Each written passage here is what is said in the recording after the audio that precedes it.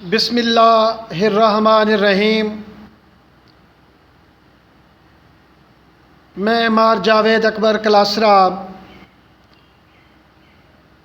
Chief executive ہم روز news, chief editor ہم روز، آپ کے سامنے اپنے پیارے ملک پاکستان کے آئین پر تبصرہ کرنے جا رہا ہوں۔ امید ہے کہ سامعین کو میرا یہ تبصرہ بہت پسند آئے گا اور تبصرہ سننے کے بعد میری تمام ناظرین اور سامعین سے یہ التماس ہے کہ وہ میرے چینل کو ضرور سبسکرائب کریں۔ حاضرین محترم، ایک وہ وقت تھا جب ہمارے بزرگوں نے علیحدہ ملک بنانے کے لیے تگ و دو شروع کی۔ بزرگوں کی کاوشیں اور محنت رنگ لائی اور ہمارا ملک پاکستان معرض وجود میں آ گیا۔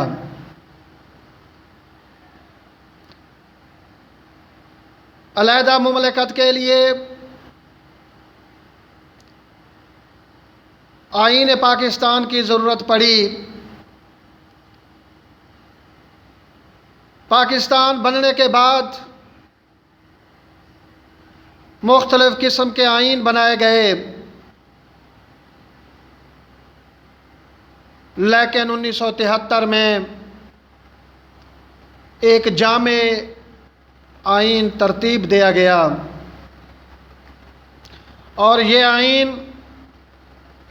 The constitution of the Islamic republic of Pakistan 1973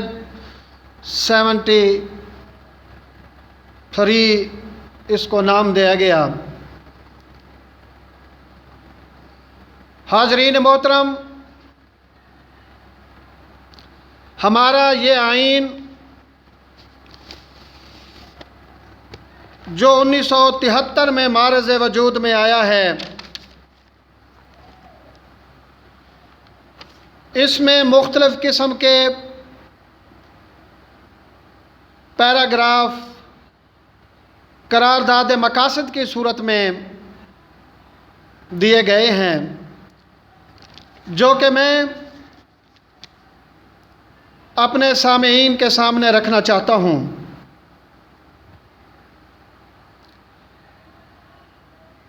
آئین پاکستان کی روح سے wherein the Muslim shall be enabled to order their lives in the individual and collective spheres in accordance with the teaching and requirements of Islam as set out in the Holy Quran and Sunnah.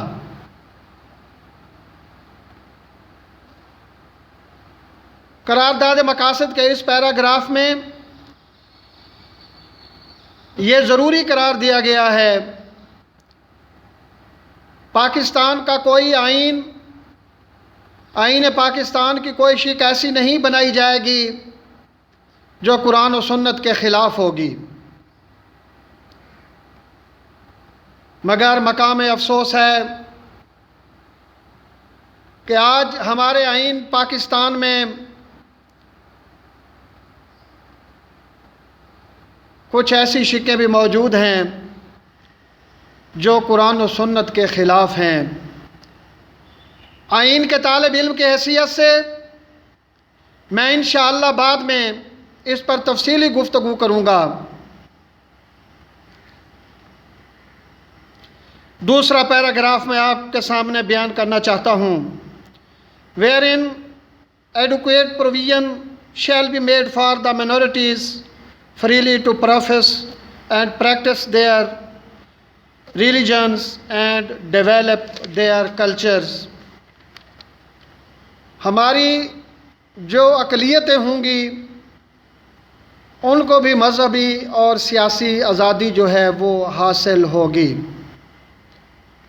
لیکن اس کا مطلب یہ ہرگز نہیں ہے کہ ہماری وہ اقلیتیں اسلام کے خلاف کوئی سازش نہیں کر سکیں گی، اسلام کی تعلیمات کے خلاف کوئی تبلیغ بھی نہیں کر سکیں گی۔ اسی قرارداد مقاصد کا میں ایک اور پیراگراف آپ کے سامنے پیش کرنا چاہتا ہوں۔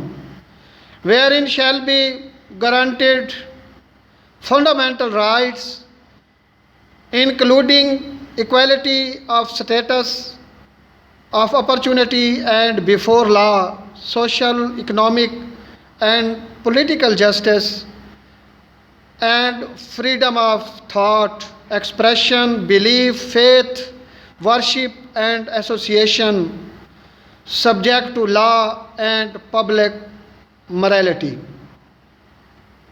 حاضرین محترم، قرارداد مقاصد کے اس پیراگراف میں تمام قسم کے فنڈامنٹل رائٹس کو تحفظ فراہم کیا گیا ہے، مگر مقام افسوس ہے کہ آج ہمارے پاکستان کی اکثریت عوام بنیادی حقوق سے محروم ہے۔ اسی کے ساتھ ساتھ یہ بھی بیان کیا گیا ہے قرارداد مقاصد میں wherein the independence of judiciary shall be fully secured. جو ہماری عدلیہ کی آزادی ہے اس کو بھی جو ہے نا تحفظ فراہم کیا گیا ہے۔ یہ الگ بات ہے کہ آج ہماری جوڈیشری آزاد نہیں ہے، آج ہماری جوڈیشری پر حکومت کی طرف سے پریشر ہوتا ہے، اپنی مرضی کا فیصلہ لینے کی کوشش کرتے ہیں۔ ہونا تو یہ چاہیے کہ ہماری جو جوڈیشری ہے وہ مکمل طور پر آزاد ہونی چاہیے، اور جوڈیشری جو بھی فیصلہ کرے اس فیصلے کو ہر ایک کو ماننا چاہیے۔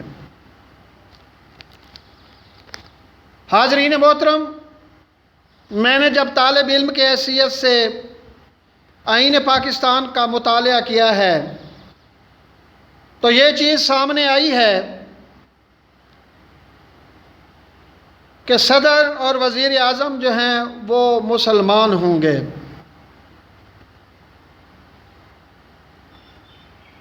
میری التجا صرف یہی ہے کہ صدر اور وزیر اعظم کا جو حلف لیا جاتا ہے اس میں ختم نبوت پر ایمان بھی ضرور شامل ہونا چاہیے۔ حاضرین محترم، آئین پاکستان میں چیف جسٹس آف پاکستان کوئی بھی شخص بن سکتا ہے، اس کے لیے مسلمان ہونا ضروری نہیں ہے۔ مقام افسوس ہے کہ جو ملک پاکستان اسلام کے نام پر قائم ہوا تھا، جس کے قیام کے وقت پاکستان کا مطلب کیا لا الہ الا اللہ محمد الرسول اللہ کا نعرہ لگایا گیا تھا، اور ہمارے بزرگوں نے مالی اور جانی قربانیاں دیں اور یہ ملک معرض وجود میں آیا۔ میں اراکین قومی اسمبلی اور سینٹ سے یہ التماس کروں گا کہ آئین میں یہ بھی ترمیم ہونی چاہیے کہ چیف جسٹس آف پاکستان کا مسلمان ہونا ضروری ہونا چاہیے، اور سپریم کورٹ آف پاکستان کے دیگر جتنے بھی ججز ہوں وہ بھی سارے کے سارے مسلمان ہونے چاہیے اور ان کا ختم نبوت پر ایمان ہونا چاہیے۔ ہاں البتہ اقلیتوں کے حقوق کے تحفظ کے لیے ایک علیحدہ جج سپریم کورٹ کا مقرر کیا جا سکتا ہے، لیکن اس جج کو کبھی بھی سینیارٹی کی بیس پر چیف جسٹس آف پاکستان نہ بنانا چاہیے۔ اگر کسی ہندو کو، عیسائی کو یا یہودی کو پاکستان کا چیف جسٹس بنا دیا جائے گا تو یہ پاکستان کی توہین ہوگی۔ میرا سر اس وقت شرم سے جھک گیا، قانون کے طالب علم کی حیثیت سے، جب ہمارے چیف جسٹس آف پاکستان بیرون ملک دورے پر گئے تو ان کے بعد ایک ہندو جج رانا بھگوان داس کو چیف جسٹس آف پاکستان کا قائم مقام بنا دیا گیا۔ میں حکمرانوں سے پوچھنا چاہتا ہوں، کیا عزت ہوئی ہوگی پاکستان کی دنیا بھر میں؟ ایک ایسا ملک جو پاکستان کے نام پر بنایا گیا، مگر مقام افسوس کہ اس کا چیف جسٹس جو ہے، چاہے قائم مقام ہی کیوں نہ ہو، ایک ہندو کو بنا دیا گیا۔ ایسی پریکٹس آئندہ نہیں ہونی چاہیے۔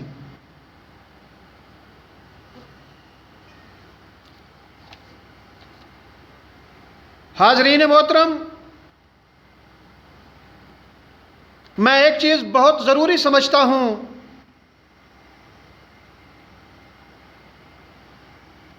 کہ آئین پاکستان میں چیف آف آرمی اسٹاف بھی کوئی بن سکتا ہے، اس کے لیے مسلمان ہونا ضروری نہیں ہے۔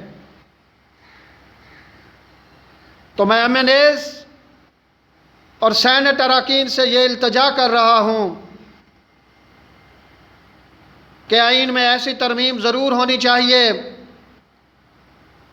کہ ہمارا چیف آف آرمی اسٹاف جو ہے وہ مسلمان ہونا چاہیے اور اس کا ختم نبوت پر بھی ایمان ہونا چاہیے۔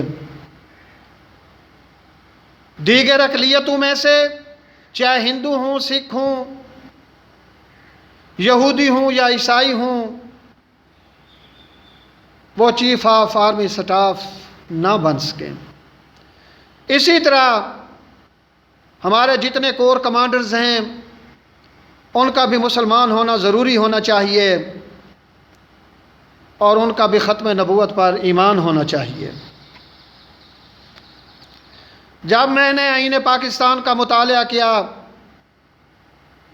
تو حیران ہو گیا کہ قومی اسمبلی کے سپیکر اور ڈپٹی سپیکر کے لیے بھی مسلمان ہونا ضروری نہیں ہے۔ مسلمان کے علاوہ کوئی بھی شخص سپیکر اور ڈپٹی سپیکر بن سکتا ہے۔ اسی طریقے سے chairman senate, deputy chairman senate کے لیے بھی مسلمان ہونا ضروری نہیں ہے اور ختم نبوت پر ایمان ہونا ضروری بھی نہیں ہے۔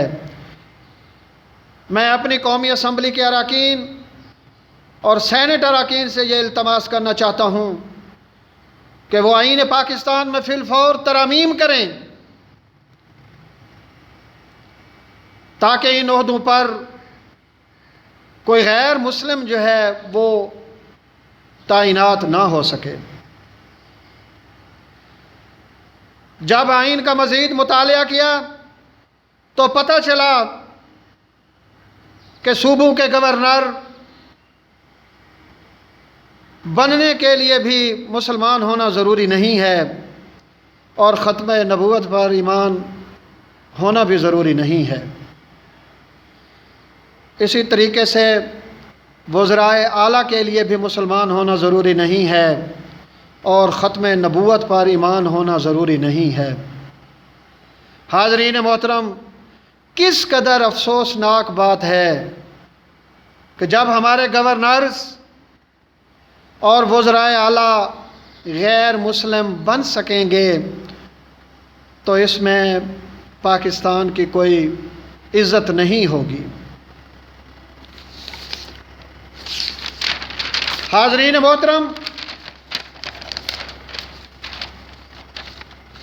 اب ہمارے جو جتنے چاروں صوبے ہیں ان کے سپیکرز اور ڈپٹی سپیکرز کے لیے بھی مسلمان ہونا ضروری نہیں ہے اور ختم نبوت پر ایمان ہونا ضروری نہیں ہے۔ کس قدر افسوسناک بات ہے کہ ہمارے آئین میں اس طرح کی خامیاں موجود ہیں، اور جب مزید مطالعہ کیا تو پتہ چلا کہ وفاقی کابینہ اور صوبائی کابینہ میں بھی نان مسلم بھی ممبر بن سکتے ہیں اور ان کا ختم نبوت پر ایمان ہونا ضروری نہیں ہے۔ حاضرین محترم، میں اراکین قومی اسمبلی اور سینٹ سے یہ مطالبہ کرتا ہوں ایک پاکستانی کی حیثیت سے کہ یہ ترامیم جو میں نے فرداً بیان کی ہیں، ان میں ترامیم کر کے پاکستان کو محفوظ بنایا جانا چاہیے اور ان تمام عہدوں پر مسلمان ہی تعینات ہو سکیں اور ایسے مسلمان تعینات ہو سکیں جو ختم نبوت پر بھی ایمان رکھتے ہوں۔ میں آخر پر اپنے سامعین سے اور ناظرین سے یہ التماس کروں گا کہ وہ میرے چینل ہمروز نیوز کو ضرور سبسکرائب کریں تاکہ آئندہ ہر نئی آنے والی ویڈیو ان تک پہنچ سکے۔ والسلام۔